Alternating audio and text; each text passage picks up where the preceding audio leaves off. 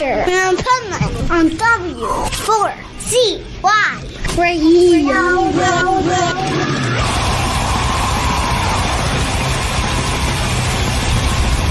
This is the Pipeman here on the Adventures of Pipeman, W4CY Radio, with our special Positively Pipeman segment with our expert guest on some powerful business strategies.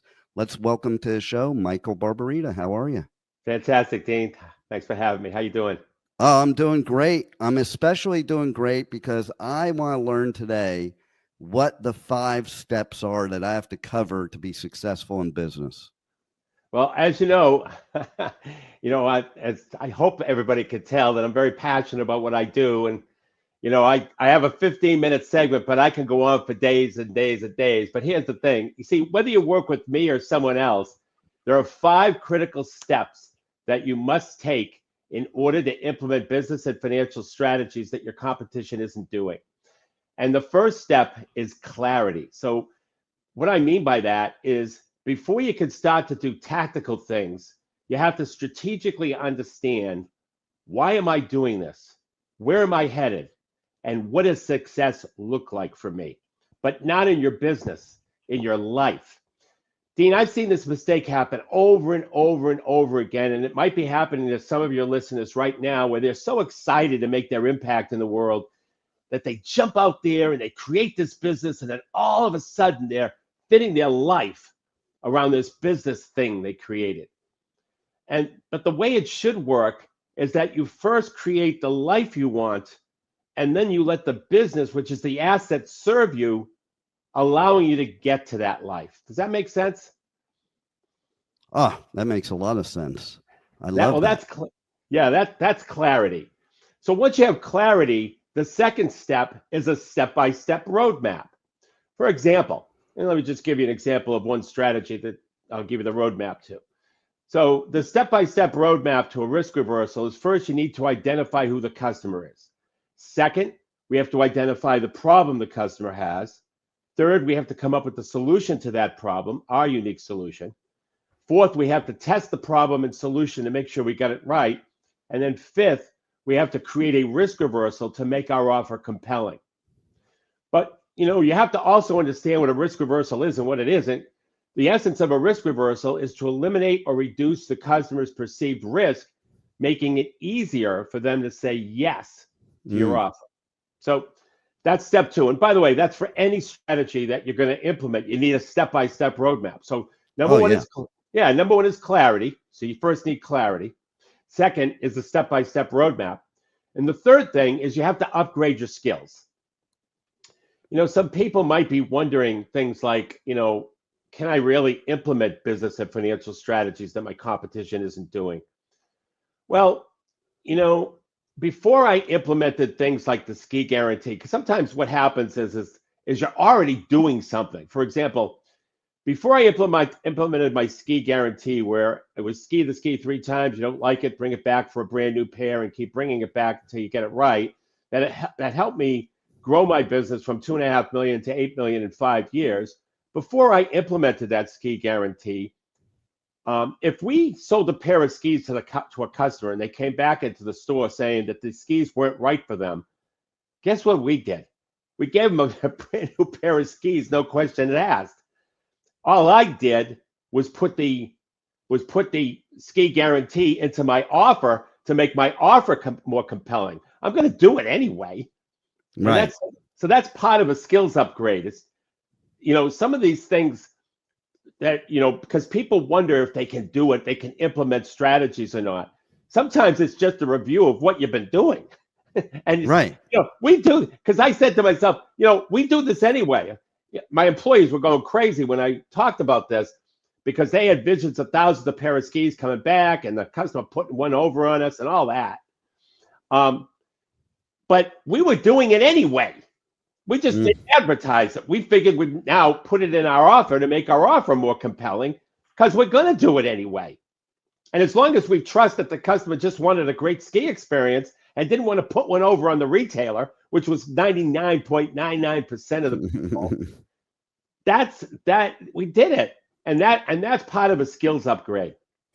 I love that too. Like, so first of all, going back to the clarity, I don't think you can accomplish anything without clarity.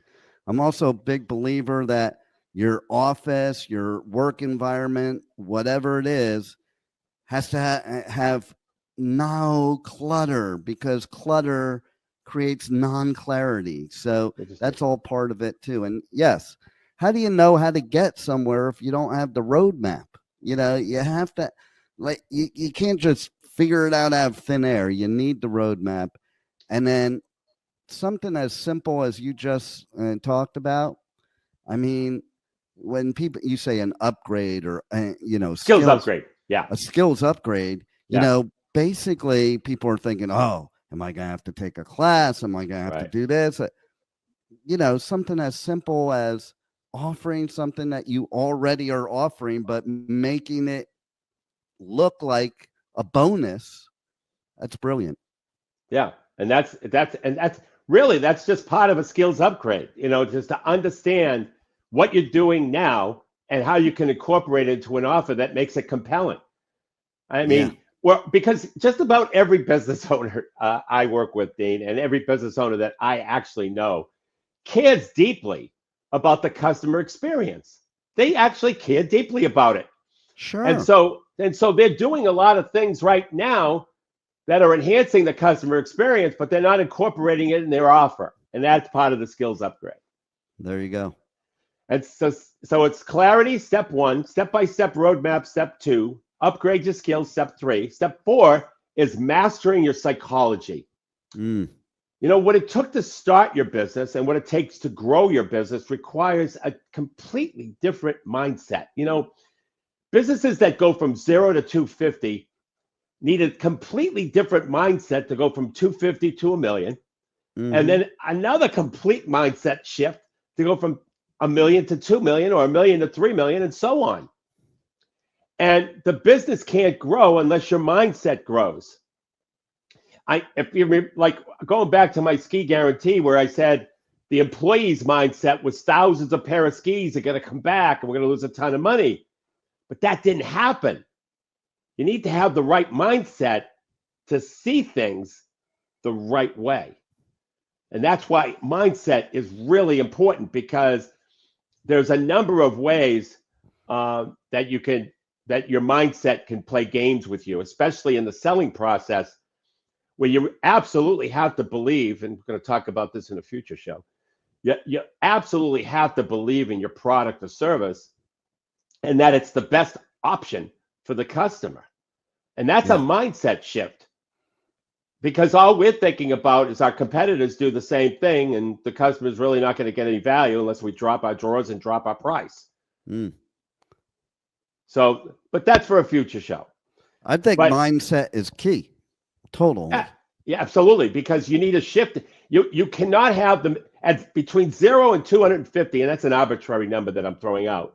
But between $0 and $250,000, you must have a different mindset if you're going to grow beyond that. It just has to happen, because if it doesn't, you're going to be stuck with a $250,000 company. Well, and I'm a firm believer in think as if. You have to think as if you're in a certain group, we'll call it, to be in that group. It's kind of part of it. It's part of the roadmap, in my opinion. Interesting, because you're a mind reader, because step 5 is optimize your environment. So we business owners have saboteurs. I call them organizational terrorists, whatever you want to call it. It's normally family and friends, by the way. They're the ones who are constantly negative and constantly questioning what you're doing. And it puts a real damper on the business owner's ability to think or to have the mindset that's needed in order to grow the business. So you need to optimize your environment by being surrounded by the right people to counter the organizational terrorists. Yeah, so, you know what? On that point, yeah, and family and friends you think are going to be your biggest supporters, and they're usually not. Right.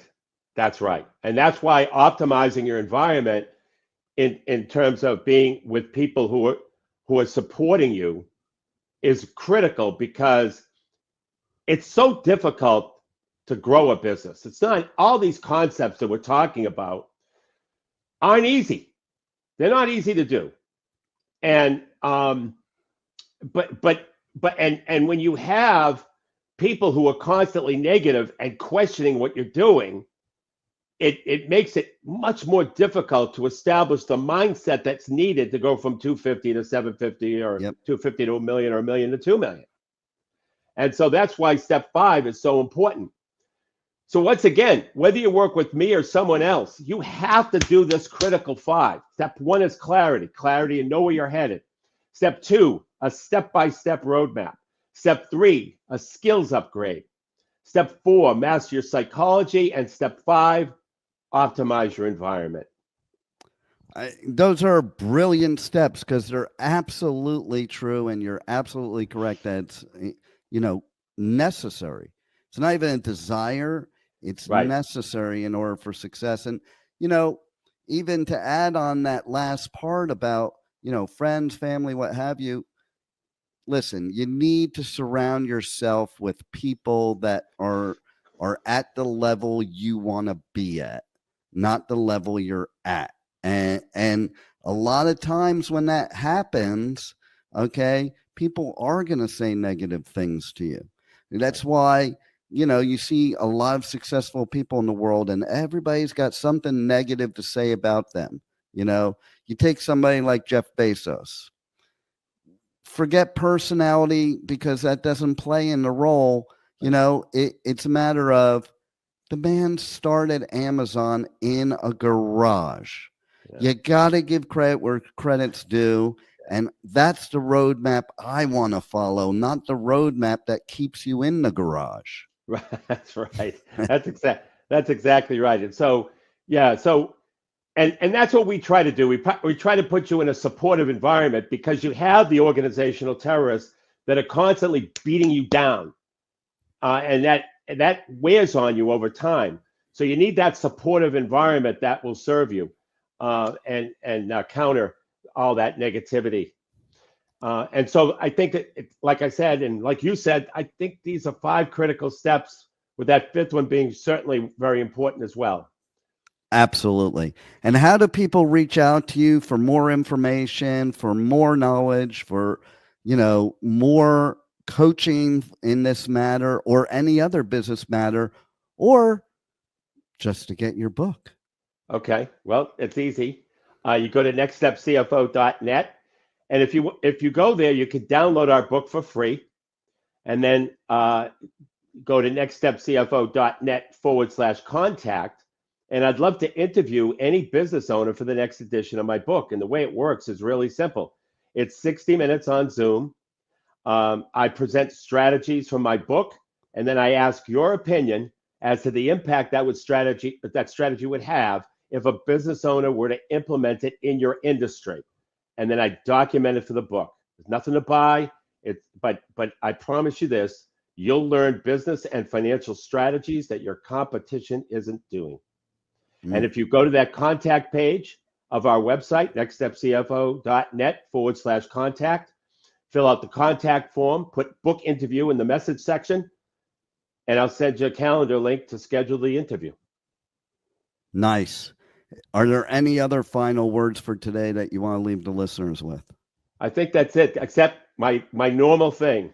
Don't keep doing what your competition is doing. Well, thank you, Michael. You've been amazing as usual, and we'll see you again next week. Thank you, Dave. Thanks for being on the Adventures of Pipeman. Thank you for listening to the Adventures of Pipeman on W4CY Radio.